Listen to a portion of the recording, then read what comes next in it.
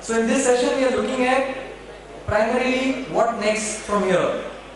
After the first session where we looked at where rupee stands as a global currency. In the second session we looked at the macroeconomic fundamental foundation required to make rupee an internationalized currency. And now we are looking at way forward. What next? To look at the future and what next, we have a visionary panel which is coming up right after the presentation. And for the presentation, I will call upon Ms. Bhargavi Jhaveri, who is going to provide a presentation and the data which will enable a healthy discussion in the panel. So let me welcome Bhargavi Jhaveri. She is currently associated with National Institute of Public Policy, Public Finance and Policy. She is a legal consultant, and at NIPFB she works in the areas of financial regulation and policy. Her areas of interest include capital controls, securities, markets, banking regulations and policy. Before joining NIPFB, she was a research fellow at the Harvard Law School, where she researched on policy making processes in India, with a particular focus on exchange control policies.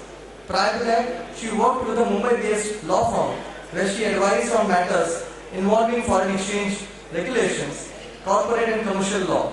She is a qualified lawyer and a solicitor by profession. So please join me in welcoming Bhargavi Jhaveri.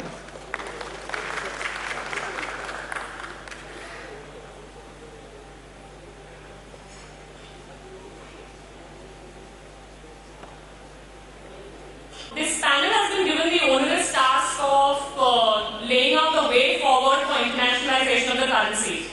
We've been asked to consider what are the changes that are required in financial regulation, in the capital controls framework, and in the taxation framework to make the rupee a truly international currency. Now, given the size of our FEMA, I can assure you that's a formidable task. But I'm very happy that the previous panel really concluded that before we really do talk about internationalization, shouldn't we be focusing on getting our domestic setup in order? Shouldn't we be talking about reforming our domestic institutions and legal frameworks, and then be talking about laying out the chart for internationalization? So what is this institutional reform that we are really looking at? So let's begin with the big picture. Now, when we talk about reformation of institutional frameworks, what do we begin with? We begin with the concept of rule of law. Traditionally, rule of law, as we all have understood, is largely a legal concept. It's a concept that is there in the Constitution, it's a concept that the Supreme Court has spoken about ad nauseam. However, I would like to argue that rule of law is really an economic concept more than a legal concept, and I'll tell you how. What do you mean by rule of law? Rule of law basically means predictability and clarity. To me, it means that the law will apply in the same way in a given set of circumstances to everybody. As you all know, predictability really is an economic concept than a legal concept. It affects investment decisions, it affects your risk premium, it affects your investment horizons. And therefore, rule of law is one of the basic things that we need to consider when we talk about economic reforms. The second thing that we really need to talk about when we talk about, setting our domestic house in order is what I call as smart regulation. Now, what do I mean by smart regulation? Smart regulation is something that identifies the problem that is sought to be solved and what is the right level of intervention to resolve that problem. Let me try and help with an example. In the 1990s, the US came out with a regulation. So there was a research survey which indicated that the number of children under the age of 5 who are dying because of consuming medicines from bottles has suddenly increased. So the US said, okay, let's do this. Let's mandate that every pharmaceutical company will sell its medicines only in bottles, and let's mandate that every pharmaceutical company shall make sure that the bottle has a child-proof cap. That is, it is very difficult to open the bottle. Let's do it this way. So they enacted the regulation. After a year, when they took stock of the situation, they realized that the number of children under the age of 5 who were dying because of consuming pills from bottles had suddenly increased even more. And most of these deaths were really happening in the houses of grandparents. So they figured that because pharmaceutical companies were forced to manufacture child-proof caps, even people who who had to consume medicines twice or thrice a day were finding it really difficult to open the caps, and therefore they were leaving the bottles open. This led to a spike in the number of children accessing open bottles, consuming pills, and as you can imagine, grandparents have, old people have medicines more often than young, and therefore most of the deaths are happening in the grandparents' home. So where did we go wrong here? Where did they go wrong here? They went wrong here in identifying the exact market failure. The market failure was not that bottles could be opened easily. The market failure was that parents were not conscious enough of the dangers of keeping medicine accessible to a child. It was information asymmetry. Now you can see when you identify a problem wrongly, you end up enacting a regulation which has unintended consequences. So this is what I mean by smart regulation. Identify the problem, then choose the right solution to resolve that very problem and do nothing more. And I'll explain how we have gone wrong in the capital controls framework in really taking this into account. Smart regulation of course requires a variety of skills on the table. No single public administrator, no single lawyer, no single economist, no single engineer can draft a perfect law. You need all those skills on the table to really draft the perfect law, the right level of intervention, and therefore we talk about stakeholder consultation. Of course, cost-benefit analysis is one of the major other components, especially when we talk about ease of doing business. What do I mean by cost-benefit analysis? When I enact a law, what is the cost that it imposes on consumers? What is the cost that it imposes on businesses? What is the cost that it imposes on the government to administer that law? These are the factors which really go into making smart regulation. Now, why even bothering with all this? I mean, why can't we just amend our FEMA? Why can't we just amend the FEMA regulations on a daily basis and just fix this problem? One is that the groundwork of our law from which most of the regulations emerge. Regulations are delegated legislation, right? You have the primary law, you have the delegated law. Most of our primary laws were enacted at a time when India was a largely controlled economy. So we have RBI Act, which was enacted in 1934, where nobody was clear about monetary policy frameworks or even the concept. We have the Banking Regulation Act, which was enacted pre-nationalization, and we have the FEMA, which was enacted in the wake of the Asian financial crisis. So, although it's a liberalization from FERA, still it replicates FERA in many respects. So, any talk about internationalizing the rupee must take into account these considerations. That was the limited point of this, these paras on rule of law, etc. Now, going back to the topic that we've been talking about since morning. What do you mean by internationalization? When is the rupee a truly international currency? One is when I think most of the panels have concluded that one is when it is used as a medium of exchange, not only between Indian residents and others, but also between two people who have nothing to do with India. Two is when rupee is used as a store of value. That is when people around the world have enough faith in the rupee to invest in a rupee-denominated asset. And three, of course, the litmus test of whether a currency is truly international is when it is held as an international, when it is held as a reserve by international financial institutions and perhaps in sovereigns. So let's begin with what changes that we need in FEMA. Now, under FEMA, we classify all transactions into current account transactions, which are mainly your trade, etc., and capital account. We are a fully current account convertible country, and therefore we have considerable freedom in the way we do trade with others. This is under the law. Now let's see whether de facto, whether in fact we have a truly fully convertible current account economy. There is a section in FEMA which allows the central government to impose reasonable restrictions on current account transactions. There is no, it does not require that the restriction should be limited in time. There are no considerations for when the restriction should be imposed. Compare that to a truly fully convertible, current account convertible country like South Korea, where there are very, very small, where there are strict considerations on which the central government can even impose restrictions on current account convertibility. Now, what are some of the restrictions that we have really seen? Okay, so we talk about invoicing in the rupee and how now trade invoicing can be done in the rupee, etc. But under the foreign trade policy of India, all exports are to be realized as a fully convertible currency. So you may invoice in rupee, but you got to realize the money in a fully convertible currency, which is obviously not a rupee.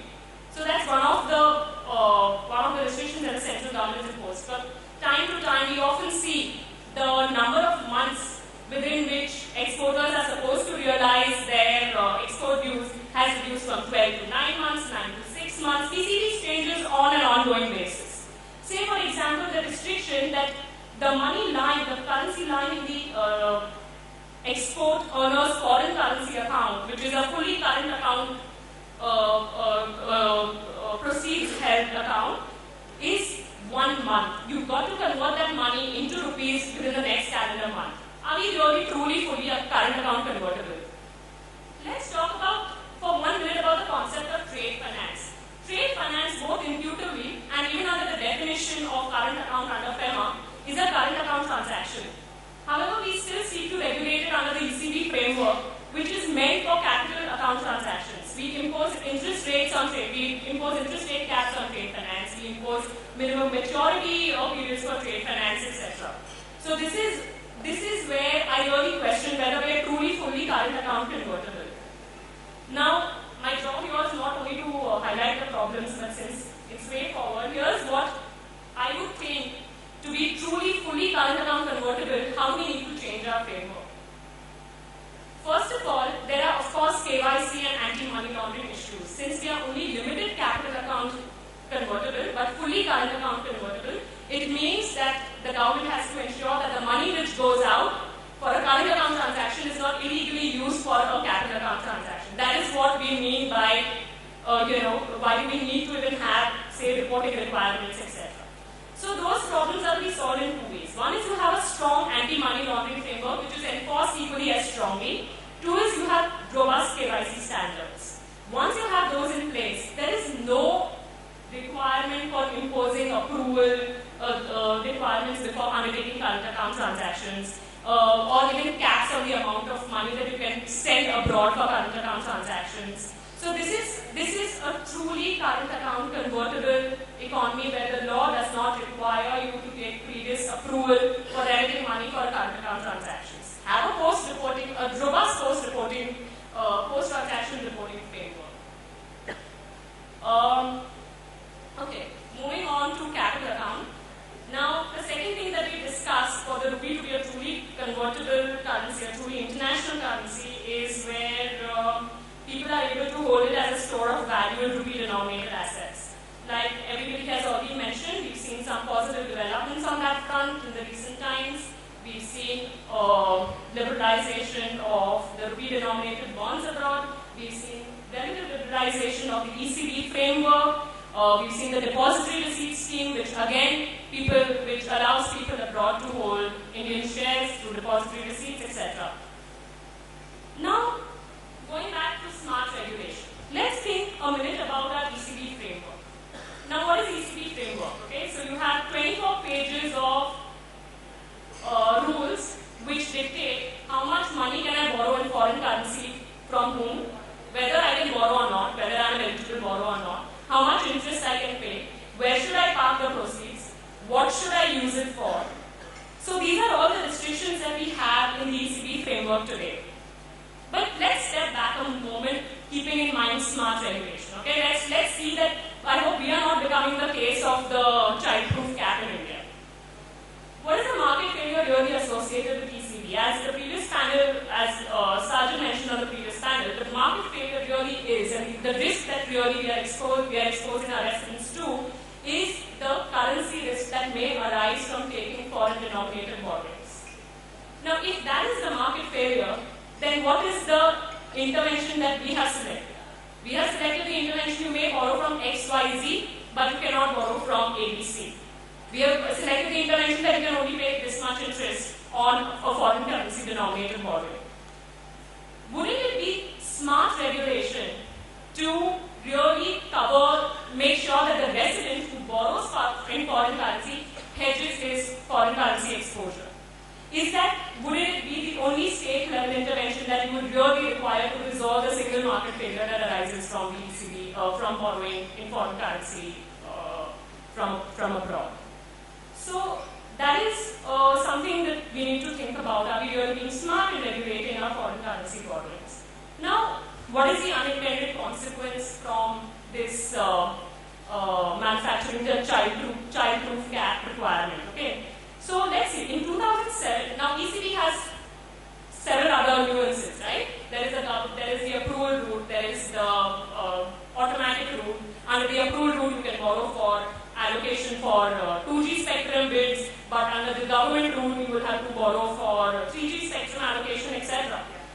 Now, in 2007, it was specified that ECB beyond 20 million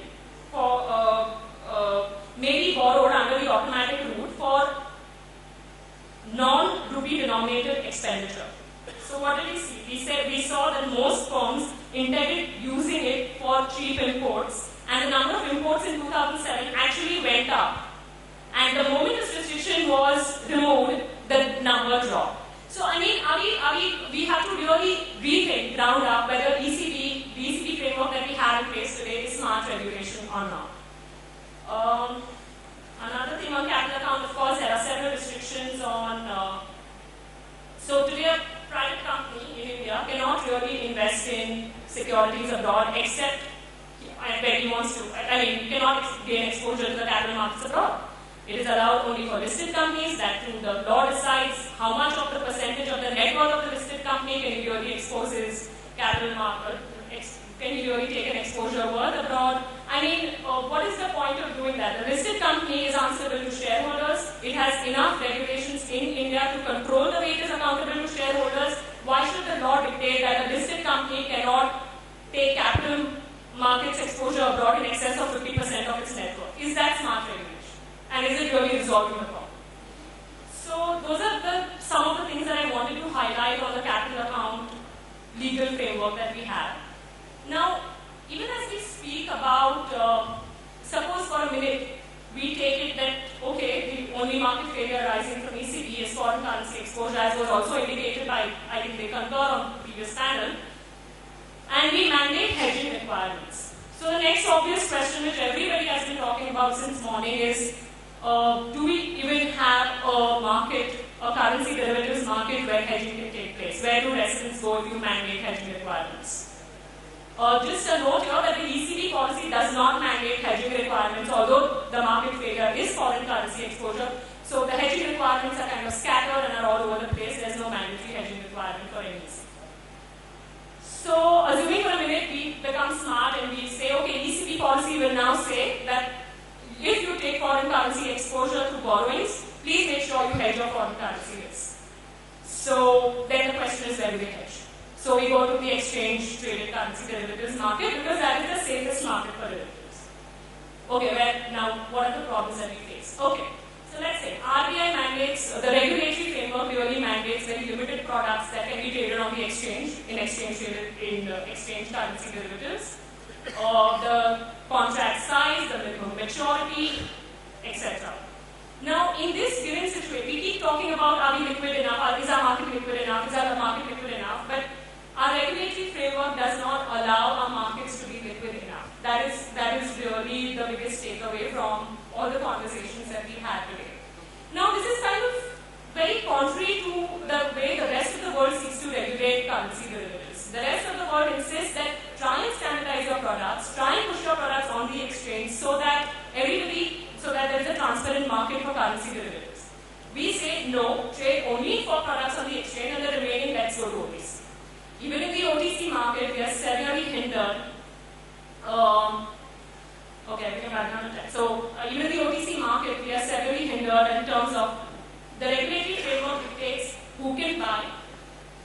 If assuming X is allowed to buy, what kind of exposure should X show so that he's allowed to buy on the OTC market? What is the limit of the contract? Whether he can rebook the contract, whether he can cancel the contract? I mean, is this really smart regulation? What is really the market failure in an OTC market? So, the market failure in an OTC market is a systemic risk that arises from counterparty default. And that is why, if you see the rest of the world, the way they are seeking to regulate their OTC market is to moving towards standardization of contracts, pushing them on the exchange, where that is not possible, mandating requirements, but nowhere is the regulation intruding on what should be the size of your contract, who can buy what should be the kind of exposure that you should be allowed to if you purely buy a particular product.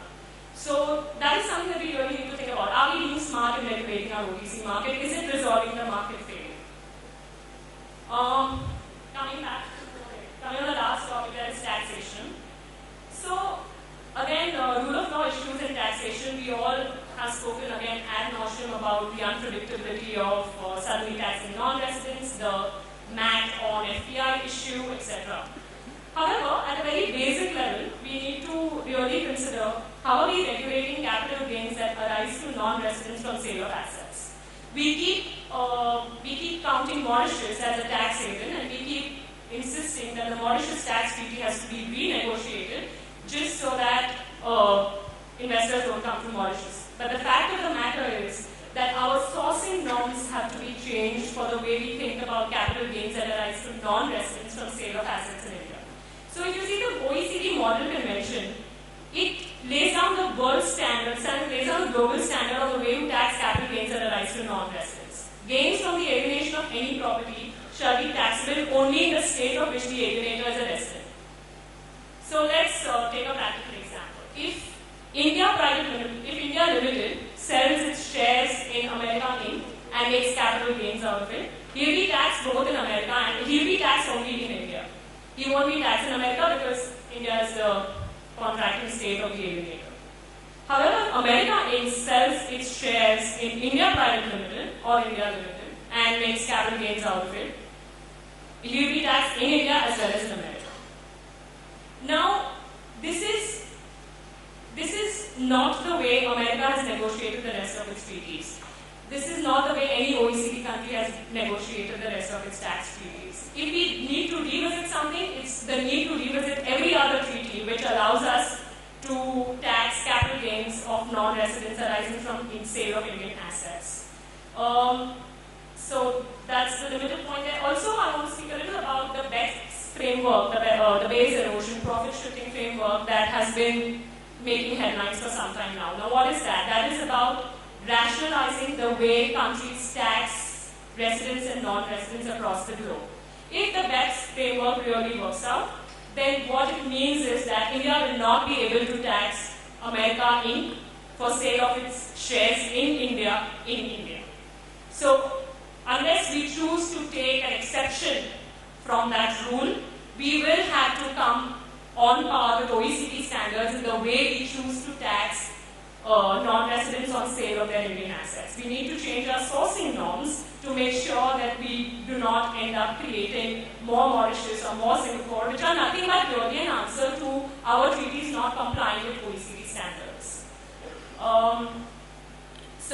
My point here is that when we talk about internationalization of the rupee and we talk about what changes to be really needed in our taxation frameworks, we must think about competitiveness of the rupee before we impose any tax measure, and rule of law, unpredictability, etc. are some of the basic considerations.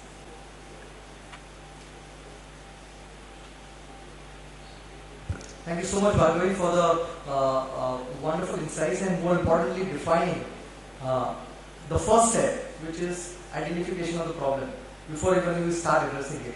And you focus on the smart regulations.